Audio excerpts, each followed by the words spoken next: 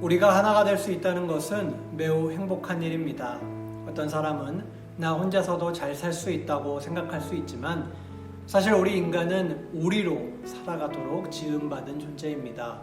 그것은 우리의 탄생만 살펴봐도 금방 알 수 있습니다.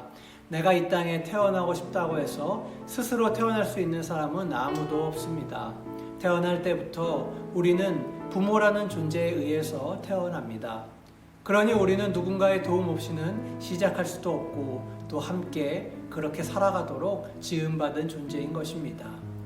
서로가 서로에게 도움을 주고받으며 서로 신뢰하며 살아갈 때에 비로소 우리는 행복한 삶을 살아가게 됩니다. 정말 신뢰할 수 있는 공동체가 있다면 우리는 더욱 행복한 삶을 살 수 있습니다. 예수님께서 우리를 한 몸 된 공동체로 부르신 이유는 바로 여기에 있습니다. 예수님은 우리가 하나 되기를 원하십니다. 왜냐하면 하나님께서 우리를 그렇게 지으셨고 우리가 그렇게 하나가 될 때 참된 복을 누릴 수 있기 때문입니다. 바울은 교회 공동체가 어떻게 하나가 될 수 있는지를 오늘 본문을 통하여서 우리에게 알려주고 있습니다. 본문은 골로새서 3장 12절에서 17절 말씀입니다.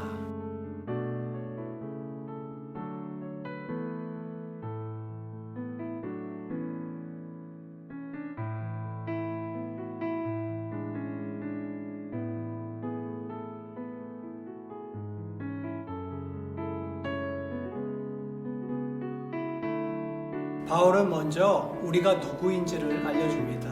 본문 12절에 보면 우리가 하나님의 택하심을 입은 사랑받은 거룩한 사람이라고 정의합니다. 하나님께서 우리를 택하셨고 하나님께서 우리를 사랑하시기에 우리는 거룩한 존재라는 것이지요. 하나님은 우리 다니엘 청소년부 모두를 택하셨고 사랑하시며 거룩한 존재로 부르셨습니다. 그러니 우리도 하나님의 성품을 닮아 살아갈 수 있다는 것입니다. 하나님께서 보여주신 긍휼, 자비, 겸손, 온유, 오래 참음으로 서로를 대할 수 있는 것입니다. 긍휼은 불쌍히 여기는 마음입니다. 서로의 상처와 아픔을 안타깝게 여기는 마음이 바로 긍휼의 마음입니다. 자비는 친절함으로 대하는 것, 선을 행하려는 마음입니다.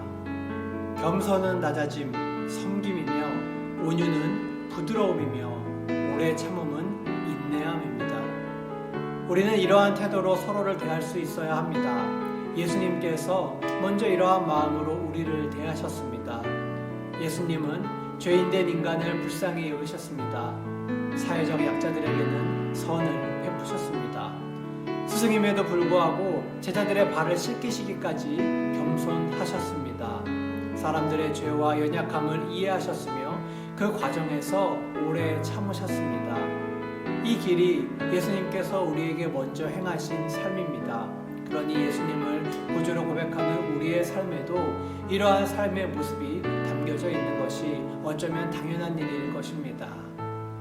하지만 우리가 함께 생활을 하다 보면 서로에게 불만을 갖게 되는 경우가 있습니다. 불만을 품게 되면서 우리는 갈등을 겪고 그것을 잘 해결하지 못하면 서로에게 큰 상처를 주기도 합니다.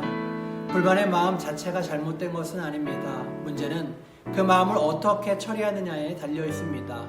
상대방에게 불만이 생겼다고 하여 상대를 욕하고 비난하며 관계를 파괴한다면 우리는 하나됨을 포기하게 되는 것입니다. 하지만 불만이 생겼을 때 그 감정을 잘 다스리고 불만을 서로 나누며 서로 용서를 구하고 이해하게 된다면 우리는 이전보다 더욱 깊은 관계로 나아갈 수 있게 됩니다. 더욱 하나가 되는 것이지요. 이 과정이 우리에게 필요합니다. 바울은 본문 13절에서 서로 용납하고 피차 용서하라고 권면합니다. 이렇게 하기 위해서 우리는 먼저 나 자신을 다스려야 할 것입니다. 그렇게 나를 다스리고 우리의 관계를 돈독하게 해 나갈 수만 있다면 우리는 점점 예수님 안에서 하나가 되는 복된 공동체로 나아갈 수 있게 될 것입니다. 나를 다스린다는 것은 결코 쉬운 일이 아닙니다. 그렇기 때문에 많은 사람들이 그것을 포기합니다. 그리고 힘으로 상대를 제압하려고 합니다. 나를 다스리는 것보다 상대를 다스리는 것이 더 쉽기 때문입니다. 하지만 그것은 결국 우리가 하나가 됨에 있어서 방해를 줄 뿐입니다. 우리가 하나 되기 위해서는 결국 나를 다스려야 합니다.